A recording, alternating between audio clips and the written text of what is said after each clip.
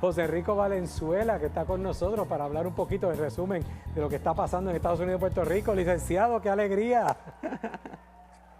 Así es, buenas tardes, buenas noches, padre, buenas noches a todo el público que nos ve y que nos sintoniza a través de Teleoro y a través de Radio Paz y a través de la plataforma digital canal 13pr.tv. Así es, Dios te bendiga, hace tanto tiempo que no podemos hablar así en vivo, que hay tanto Así que es. hablar, pero anyway, el tiempo es corto. Yo creo que vamos primero a empezar con lo que está más candente, particularmente en Estados Unidos, que está un poquito más definido, aún dentro de la incertidumbre. ¿Qué es lo que... una de las cosas que me gustaría que pudiéramos entender es cómo es que funciona este sistema electoral, porque la gente votó, pero no necesariamente eso significa que ya el presidente oficialmente Biden ganó.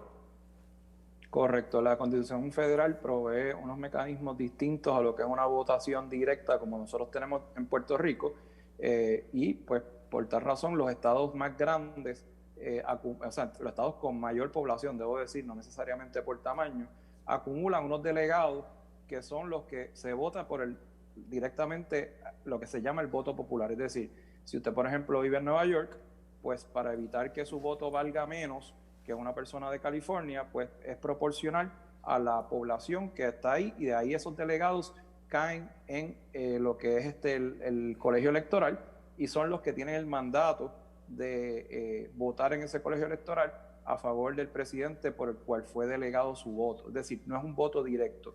Por eso se hace bien complejo y por eso se demora tanto en las votaciones. O de igual manera también se presta para que estados que tienen ya una tradición grande en las votaciones, que siempre son los que salen a votar en mayoría, pues puedan arrastrar esos colegios electorales y si las personas no votan en otros colegios electorales de otros estados, pues por ende no se va a registrar esa votación en los delegados. Es un poco complejo, pero la realidad es que lo que se necesita para poder llegar a esto son 270 delegados.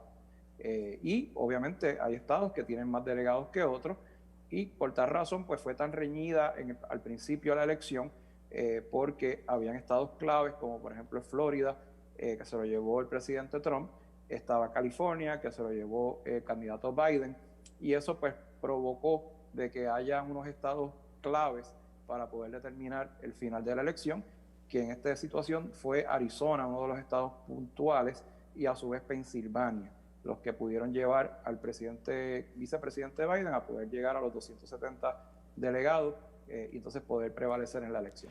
Escuché a alguien en radio, ahora mismo no recuerdo quién fue, pero que comentaba que en Estados Unidos no había una elección, había realmente 50 elecciones, porque cada estado tiene leyes distintas para votar y todo lo demás, y que entonces al escoger esos delegados, hay estados que quien gane el estado, todos sus delegados tienen que votar por el que ganó en el estado, mientras que hay otros que se hacen proporcional a lo que fueron las votaciones en el estado. O sea que es bien raro esta situación y que eso se hace en diciembre cuando los delegados se reúnen a hacer esas votaciones.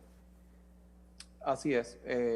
Hubo una controversia legal recientemente de si esos delegados están obligados a responder al voto popular de lo que, entiéndase, se le delegó en la noche de la elección, en la noche del evento electoral, y en efecto, pues sí es. O sea, tienen que respetar la voluntad del elector. Y por tal razón es que el señor vicepresidente Biden pudo movilizar muchos sectores que anteriormente o la participación era bien baja por razón de que los latinos no salían a votar y otras minorías no se expresaban, pues esos estados pues lograron movilizarse bien, como por ejemplo Arizona y Michigan, que eran estados donde el Partido Republicano siempre ha predominado a nivel estatal y a nivel federal por razones obvias, porque los funcionarios electos siempre salían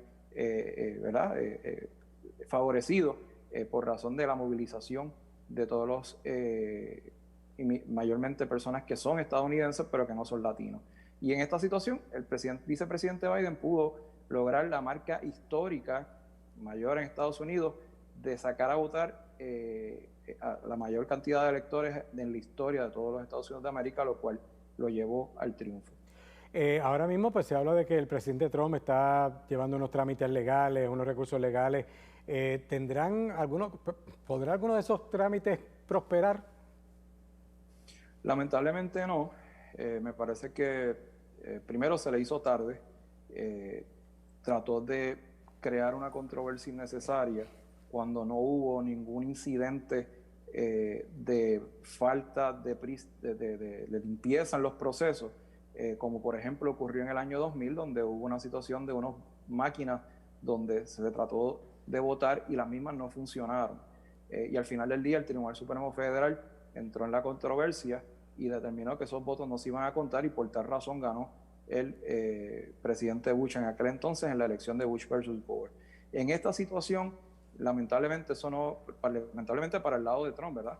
No sucedió de esa forma, todo lo contrario, los gobiernos estatales no reportaron ningún tipo de incidente, ya sea de que no se le haya permitido votar a personas, o de que inmigrantes ilegales hayan votado, o de que las máquinas se alteraron para favorecer a Biden en vez de a Trump, o viceversa. Ese tipo de circunstancias, que son las únicas que pueden invalidar una elección, o todo lo que nunca ha ocurrido, ¿verdad?, teóricamente hablando, o que podrían, prácticamente hablando, eliminar votos porque fueron incluidos erróneamente.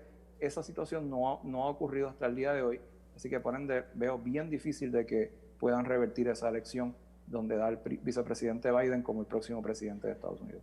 Mencionabas que también había habido una cantidad histórica de votos en la historia de Estados Unidos, pero también hay otro punto que hace esa historia, es que tenemos la primera, una vicepresidenta mujer, o sea que va a ser la primera vez que una mujer ocupa ese cargo, y encima pues también ella pues viniendo de ascendencias minoritarias.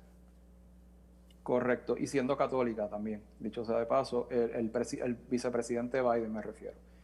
Ha sido el segundo presidente que ha salido electo siendo abiertamente católico. Y esa dupleta ganadora, como usted muy bien menciona, pues llevó al vicepresidente Biden al triunfo, porque si no hubiese escogido a una mujer que es tan vocal en el Senado, que es la vicepresidenta ahora Kamala Harris, ciertamente no hubiese podido prevalecer, porque el presidente Trump, hay que reconocer que sacó inclusive más votos que el propio presidente Obama en esta elección, y aún así perdió. Imagínese si la gente no hubiese salido a votar, incluyendo los latinos y las minorías. Oye, pues cogiendo el avión y regresando aquí a casa, porque esto está fuerte. Ahora aquí no solamente fueron 40 maletines, no son 50, ya sobrepasan los 100 maletines que han aparecido sin contar.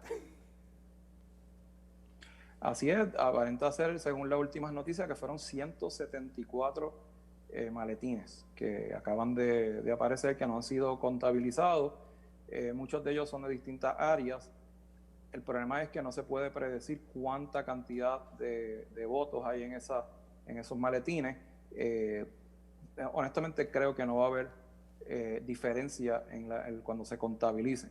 Lo que sí es que obviamente hay que señalar de que esto pues es una vergüenza, ¿verdad? Porque estamos hablando de que es una comisión estatal de elecciones que tiene 4 años para prepararse, con funcionarios pagos, que no son los voluntarios que están en la noche de la elección, que hay que aclarar eso. O sea, las personas que usted ve en los colegios que son voluntarios, pero durante los otros 3 años y varios meses previo a la elección, ellos están trabajando. Así que no hace sentido de que este tipo de ineficacia y de diría yo, disloque ocurra, más aún ya casi una semana de la elección. Y esto, digo, y no por tirarle la toalla, pero también sabemos que el nuevo código que entró ahí a última hora dislocó un poco también todos los procesos que se estaban llevando a cabo, y sin contar con el cambio que hubo que hacer de presidencia. Pero en cuanto a lo que tiene que ver con el comportamiento, pues yo, de hecho, comentaba yo con varias personas en estos días que digo, quien quiere estudiar ciencias políticas debe venir a estudiar a Puerto Rico, porque esto es un caso de una tesis doctoral, porque ¿quién entiende comportamientos como el verano 2019 versus los resultados que se vieron en las elecciones? O sea, que aquí hay algo que de verdad es de estudio, cómo se vive la política en Puerto Rico. Padre, yo tuve el privilegio de estudiar en la Universidad de Puerto Rico, recinto de Río Piedras, en la ciencias políticas, como usted muy bien señala, y yo jamás me imaginé que iba a ocurrir lo que ocurrió.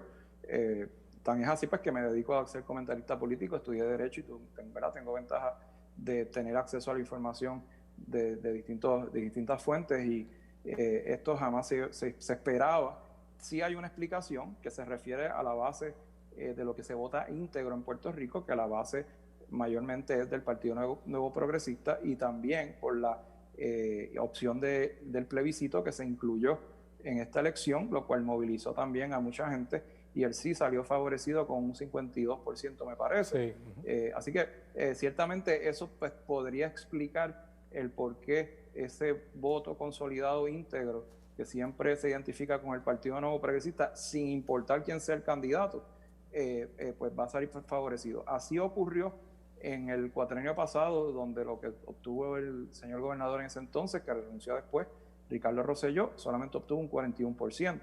Acá es peor porque lo que se obtuvo es apenas un 32%.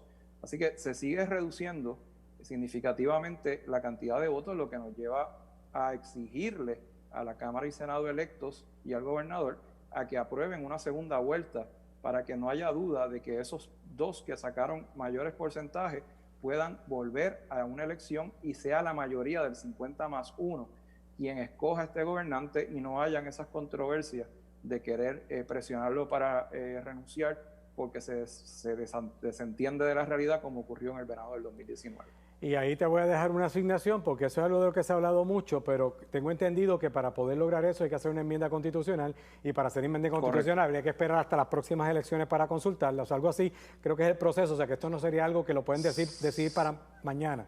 Así que se pudiera hacer una enmienda constitucional durante el cuatrenio. ¿Ah, para sí? Entonces dejarlo la elección. Sí, correcto. Siempre y cuando hayan más de 2/3 partes de Cámara y Senado y la firma del gobernador, y que sea obviamente un ejercicio legítimo. Y yo creo que, y en efecto así. Salvo por la minoría PNP, creo que todos los demás legisladores, todos los demás partidos tenían esa propuesta en ciernes, así que yo creo que habría campo, como incluso para ir por encima de un posible veto del gobernador si lo fuera a vetar. Así que Dios quiera que lo trabajemos, porque creo que la democracia nuestra y todos estos cambios merecen esos cambios. Bueno, licenciado, sé que quisiéramos seguir hablando, pero ¿dónde los consiguen en las redes? Pues pueden acceder a la plataforma digital www.valenzuelalaw.net. Ahí conectan con todo lo que es Facebook, Twitter, Instagram, y poder ver las publicaciones y los blogs relacionados a este y otros temas y videos de aquí de mi gente. Bueno, pues qué alegría que pudiéramos conversar un ratito en el día de hoy. Ya seguiremos conversando.